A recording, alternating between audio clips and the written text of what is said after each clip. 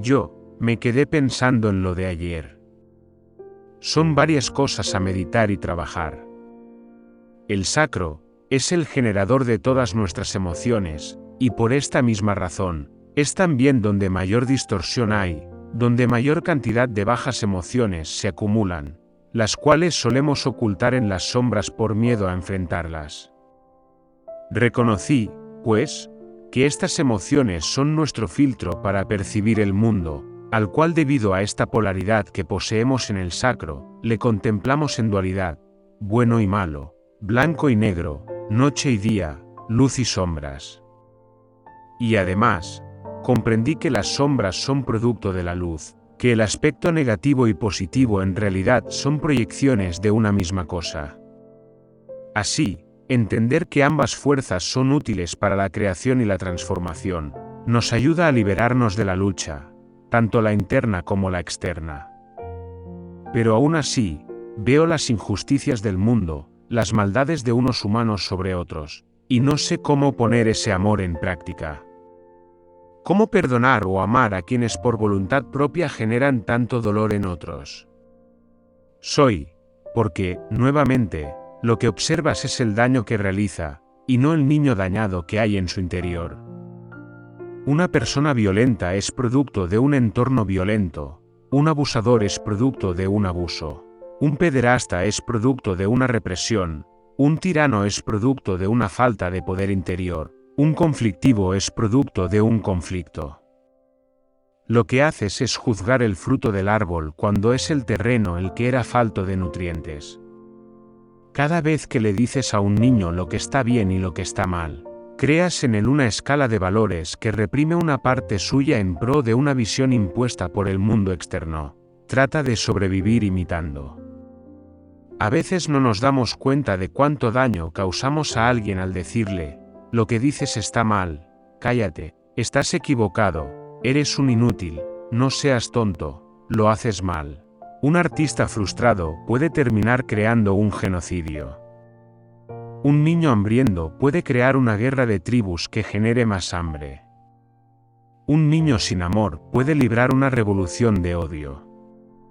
Un niño que se sintió estafado puede convertirse en un corrupto. No te pido que perdones las atrocidades que han realizado, te pido que abraces a ese niño, que sanes su dolor, que mires a los ojos de aquellos que más daño hacen, y con una sonrisa en tu rostro acaricies la mejilla de ese niño sufrido que hay en su interior, un niño reprimido en emociones estancadas que por su incapacidad de expresar, hace daño a todos a su alrededor. ¿Y qué pasa cuando ya ha hecho el daño? La oscuridad es la distorsión de la luz. Es la disonancia de la vibración armónica. Es la ruptura de los patrones, y los nudos en la red de la matriz. Todos surgen de la expresión de lo interno, negativo, hacia lo externo, positivo. Ambos crean las polaridades que se expresan en miles de formas, pero a veces, se alteran, se sobrecargan de energía, colapsan y explotan, creando caos. Así, entiendes que cada persona es como una batería con enorme potencial de iluminar su entorno. Pero si esa batería genera mucha energía y nunca tiene la posibilidad de expresar esa luz, toda su potencia buscará una salida, y sin medir las consecuencias, creará caos y destrucción. Esas personas que hacen tanto daño a la humanidad, son niños con un gran potencial que no ha sido canalizado correctamente. Es decir, que esa energía liberada, creó destrucción, y la tarea de los que están a su alrededor, es llevarlas de nuevo al equilibrio, balancear su positivo y negativo, y la forma en que se hace es, ajustando, las polaridades. Ajustar viene de la palabra, justo, que da origen a la palabra y concepto de la justicia.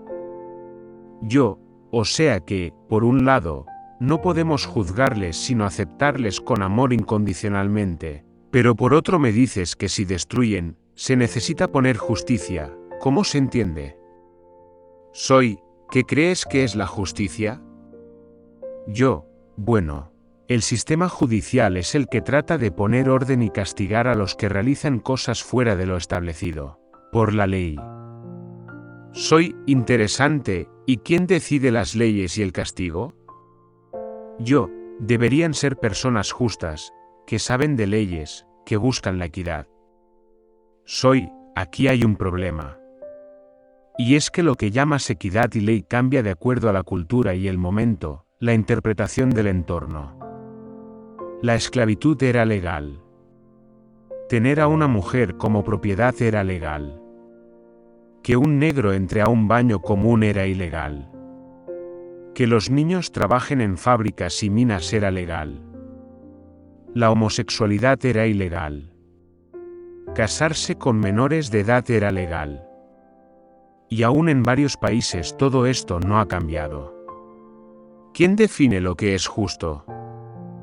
Yo, la moral. Soy, ¿y la moral no es un producto de la cultura? Tú, por empezar, eres un ejemplo de inmoralidad en todos los aspectos de tu vida para todas las religiones y algunos moralistas. Yo, es verdad. Soy, entonces, ¿qué moral es la correcta? Yo, bueno, hay cosas en las que casi todos podemos estar de acuerdo, que es la libertad del otro, no matar, dañar ni abusar al prójimo. Soy, eso es una comunión humana, sí, defender la vida. Entonces, el aborto está mal. Yo, bueno, depende. Soy, sí, depende, entonces ya no es una comunión. ¿Entiendes ahora que lo que está bien y lo que está mal siempre depende? Aquellos que son atacados por el mal, no dudarían en atacar a sus enemigos, responder con batalla. Todo lo que hacemos y enjuiciamos está medido con la vara de mi propia perspectiva. Lo que tú consideras inmoral o no natural, para otros es lo natural. Vamos a la historia, en varios periodos de la historia, al menos entre el año 34 hasta el año 1900 de nuestra era, los cristianos seguían luchando en guerras donde se consideraba que había que matar a los herejes en nombre de Dios. Incluso pensando que los indígenas no tenían alma. Durante el periodo vikingo, los nórdicos consideraban que la única forma de llegar a Valhalla con Odín era en una batalla, luchando y matando. Los terroristas islámicos creen que cometiendo un acto de terror, Alá les esperará con muchas vírgenes en los cielos como premio de su valentía. ¿Y tú crees que castigar al que hizo algo malo te convierte en alguien justo? Pues has hecho sufrir al que hizo sufrir. ¿No te convierte ello a ti en alguien que hace daño? Yo, sí, claro. Soy, por esto, hablar de justicia como un acto de premio y castigo, siempre dependerá de la perspectiva en la que te encuentres. Por ello, la propuesta es ajustar. Volver a corregir el positivo y el negativo en esas personas. Yo, ¿y eso cómo se hace? Soy, hay varios pasos, pero lo primero es hacerlo contigo mismo. Júzgate. Mírate al espejo, piensa en todo lo malo que has hecho en tu vida, desde que eras casi un bebé. Estoy seguro que has hecho cosas que no debías según tu moral actual. Ahora piensa si esas mismas cosas las harías hoy de nuevo. Si la respuesta es no, significa que has aprendido, lo cual implica que se puede cambiar, transformarse, trascender. Y si te pregunto cómo lo has aprendido, seguro me dirás que porque te lo han hecho ver, te han llamado la atención. Incluso puede que te hayan castigado. Hay allí una reacción en la que interpretas que lo que has hecho está mal. Pero dentro de ti, queda un resentimiento. ¿Por qué está mal? Esa pregunta es la única que realmente te libera del pesar. El castigo te muestra lo que comúnmente está mal, pero cuestionarte a ti mismo te lleva al entendimiento, que te hace salir de la idea de que estaba mal para entrar en el concepto de no sabía que no era lo justo. Las personas que actúan con malicia, no conocen otros modos. Educarles en los otros modos es fundamental. Vuestro sistema de castigo no funciona. pues genera solo represión y separa las aguas entre hermanos que no se entienden. Yo, entonces, la forma de hacer justicia con las maldades humanas, es educando en lugar de castigar. Soy, el juicio que poseen los humanos implica señalar y separar, ese lo hace mal, por ende, yo lo hago bien. Si lo que buscas es generar paz, armonía y trascender este sistema distorsionado en el que vives, entonces busca otras herramientas, no uses las mismas. No puedes cambiar el mundo con los mismos métodos que han creado el que te desagrada. La educación y el servicio son las claves. La forma de hacer justicia es ajustando lo negativo y lo positivo. Así, aquel que ha matado debe ayudar a traer vida y encontrar la sonrisa al verle nacer. Aquel que ha apresado debe ayudar a liberar a otros y sentir la expansión en la sonrisa de los libres. Aquel que ha robado debe ayudar a construir y encontrar la satisfacción en el trabajo bien hecho. Aquel que ha abusado debe cuidar de otros y sentirse útil y amado. Aquel que ha controlado debe realizar tareas en equipo y encontrarla alegría en el grupo. Aquel que ha provocado hambre debe cocinar para otros y recibir cada gracias de aquellos que reciben el plato de sus manos.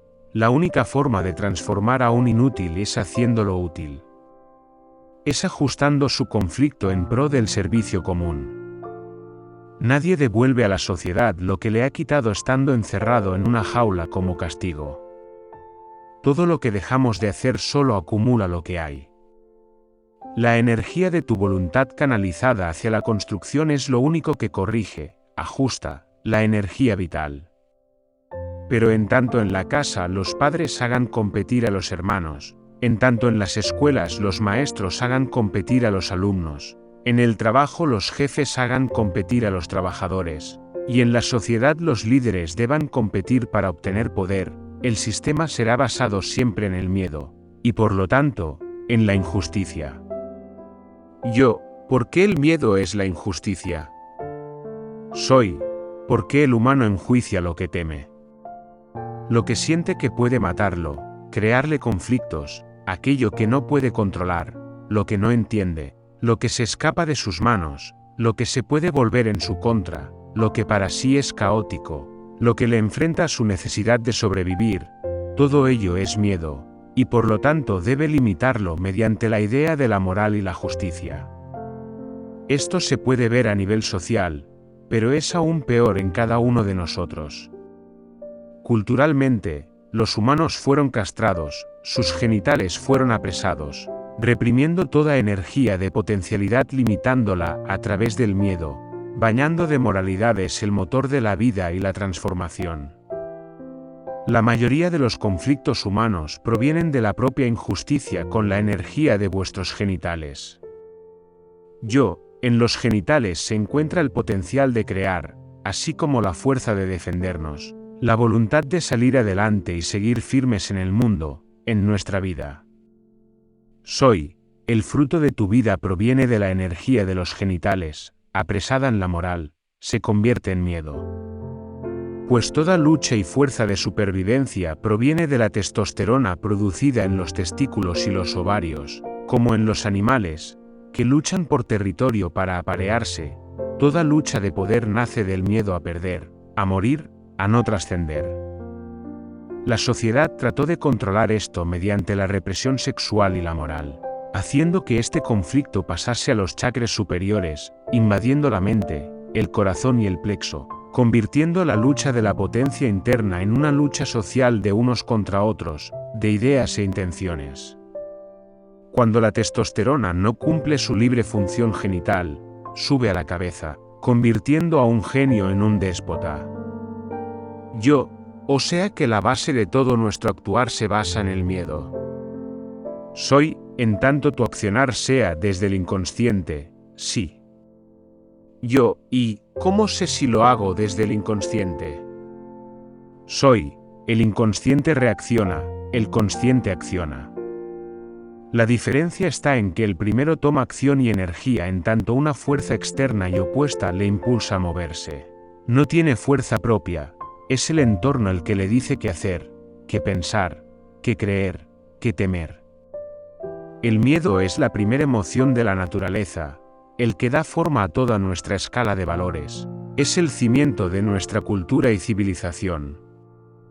Es el que nos dice que está bien y que está mal. El miedo, pues, es útil, ya que gracias a él no saltamos a un abismo sabiendo que nos mataremos, y también es gracias a él que no empujamos a nadie al abismo por miedo a las consecuencias del acto. El miedo es un mecanismo perfecto para la supervivencia y el orden. Por esto mismo aquellos que se distorsionan y desajustan utilizan el miedo para controlar a los demás. Pues es lo más fácil, la herramienta más a mano para cualquiera. Crear enemigos visibles o invisibles, los coloca en un lugar de seguridad. Crear conspiraciones los coloca en un lugar de irresponsabilidad. ¿Y cómo me libero del miedo? Soy o no, no tienes que liberarte del miedo. No. El miedo es muy útil. El miedo te hace ser quien eres, te ha construido en cada célula de tu ser, le debes todo al miedo. Entonces, no entiendo, ¿cómo hago? Solo debes vivir tu miedo desde la consciencia, y dejar de vivirlo desde la inconsciencia. El miedo es una emoción útil que ayuda a seguir, a avanzar, que te muestra los caminos seguros para cumplir tus propósitos. Cuando eres inconsciente, el miedo es el que te mantiene vivo, el miedo al fuego me ayuda a no quemarme. Pero observa tu reacción cuando hay fuego cerca de tu mano, sin pensarlo todo tu cuerpo reaccionará, protegiéndose. Pues, volver consciente a tu miedo, es identificar lo que hace daño al común, lo que está distorsionado, lo que me produce temor y disconformidad, y en lugar de reaccionar con ira, enjuiciamiento y señalar o castigar, me dispongo a educar, a darles un propósito, a diseñar un sistema, justo, donde el inútil al común se vuelva útil para todos, sobre todo para sí mismo. Dar un propósito a eso que nos daba miedo. La oscuridad es la creadora de la vida, pues ha diseñado mediante las emociones la base de todo lo que somos. Por ello, los oscuros, el diablo y todas las entidades en las que decidas creer, extraterrestres malos, reptilianos, todos, viven de tu miedo inconsciente, controlando así muy fácilmente la Matrix universal que se nutre de este temor. Pues recuerda, el temor es la energía de tus genitales, que con la testosterona es capaz de crear vida, es decir, que los oscuros solo piensan en seguir creando formas, mundos, realidades, y necesitan del miedo para hacerlo. Por esto nuestra normal reacción es juzgarles, es querer eliminarlos, porque en realidad le tenemos miedo, ya que les consideramos una amenaza a nuestra seguridad.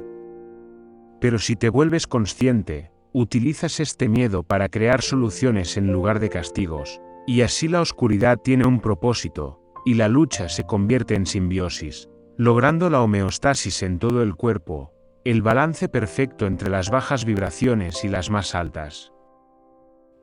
Recuerdo que en Bali, Indonesia, la gente pone frutas y flores en las puertas de casas y templos, y cuando pregunté para quién eran, me dijeron, son ofrendas para los demonios, así se sienten honrados y respetados, y no nos hacen daño. Interpreté que esto era lo más coherente que había oído en mi vida. ¿Qué es un demonio o persona malvada sino más que un ser tratando de llamar la atención? Toda persona que utiliza el miedo para dominar a otros, le usa porque es la única herramienta que conoce, y por lo tanto, miedo es lo que más siente en sus entrañas. Es un niño con miedo. Aprende a controlar tu miedo, y serás capaz de traer justicia al mundo. Ahora dime, ¿cuál es tu miedo? Cuando cierro los ojos, uno de mis mayores temores en la vida es que nada de todo esto sea real. Tengo miedo a morir y que no haya nada, a la soledad eterna, al sinsentido, al olvido. Y tal vez por ello, has tomado ese miedo y le has dado un sentido a la existencia con el propósito de recordar que no estamos solos. Nunca lo había pensado así. Soy, te ahorraré el miedo, nada existe. Todo está en tu imaginación, la cual es tan poderosa, que es capaz de crear maravillosas realidades. ¿Qué es un loco sino más que un artista? El universo no es otra cosa más que un niño con una infinita capacidad de imaginación. Cuando mueras, no quedará más que eso. No temas a imaginar, no temas a que es real y que no, pues tu capacidad de manifestar radica en tu infinita capacidad de imaginar. Yo, entonces, debo utilizar mi propio miedo para crear.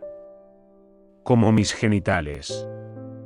Soy, tienes miedo a lo que pensarán de ti, a no ser comprendido, a ser rechazado, a ser olvidado. Yo, sí. Soy, pues utiliza ese miedo para expandir tu capacidad de pensamiento, tu capacidad de explicar, tu capacidad de sentirse pleno contigo mismo, tu capacidad de recordar de lo que eres capaz. Ajusta tu propia energía. Los miedos del mundo viven en ti, utilízalos, equilíbralos, toma conciencia de ellos pues te han creado, y encuentra en tu interior la infinita posibilidad de educar a los injustos. Yo, la única justicia real es la educación del ser. Soy, pues todo ser lleva en su interior un niño con miedo y desajustado. Yo, pongo, pues, mi intención de ser justo y educar lo que está en mí. Soy, enfrenta tus miedos y debilidades, y encontrarás tus potencialidades. Yo soy el potencial, yo soy el fruto del miedo que ha creado mi vida. Yo soy equilibrio buscando ser justo.